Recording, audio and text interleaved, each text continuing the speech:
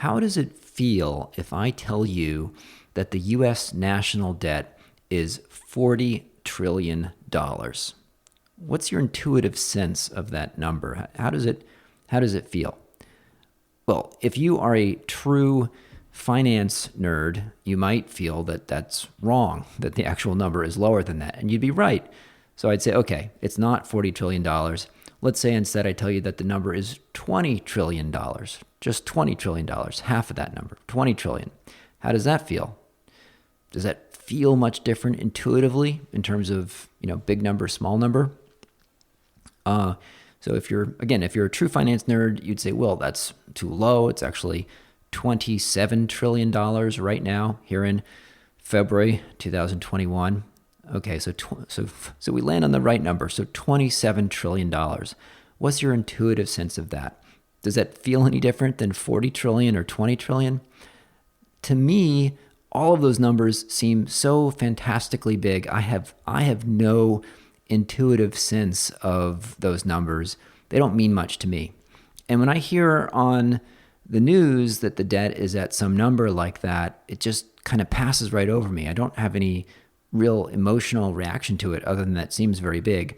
And my guess is that, I'm fairly, quantitative, right? I majored in physics at Harvard, but, my guess is that probably more than half of Americans wouldn't with confidence tell you which is greater, 100 billion or 1 trillion. It's just my guess. And so if I have trouble quantitatively dealing with a number like that, many other Americans may as well. So I always think for numbers like that, the news would be better off reporting it as a per capita number. So take $27 trillion and divide it by the current 328 million population of the US, and then we get a per capita debt of 82,317. Now that's a number that I can relate to because I can compare that to how much I earn every year, and I can compare that to my mortgage and my car loan and so forth, and say, wow, $82,000 that the US government owes on my behalf. That's a pretty decent sized number, particularly given if I think of it as my family. So that, there's my wife and our 3 kids, there's 5 of us. So that's actually about $410,000 that my family unit owes on behalf of the U.S. federal government. That starts to get pretty big. And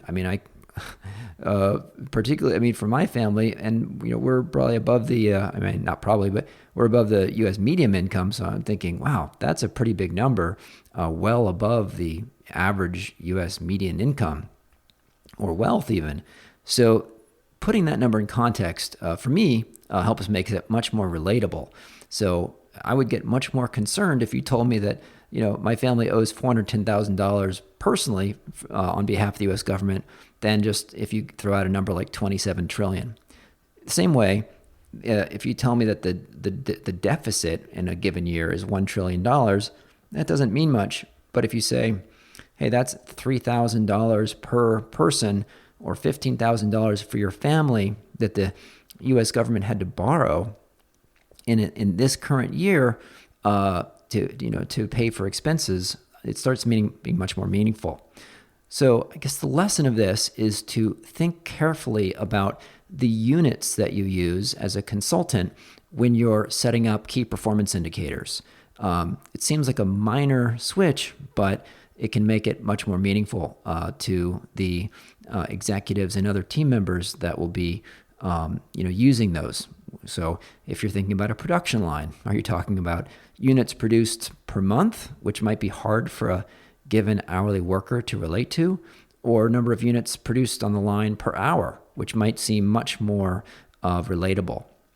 In a similar way, kind of in the other direction, I've always felt that scientists made a bit of a mistake on global warming when they phrased or positioned the change in the metric as kind of the change in average temperature at a given time.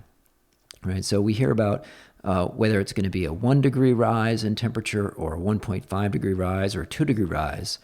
And just for the average person, that feels kind of small. Like on a given day, it'd be hard for me. I'd be hard pressed if I walk outside to know if it's 71 degrees or 72 degrees or 73 degrees or 74 degrees outside.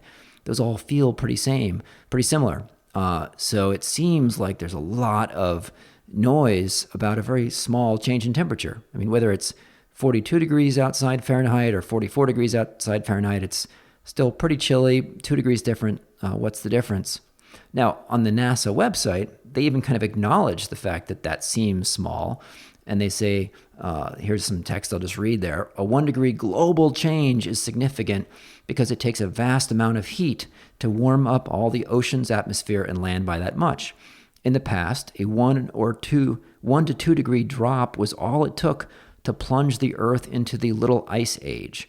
And a 5 degree drop was enough to bury a large part of North America under towering massive ice 20,000 years ago.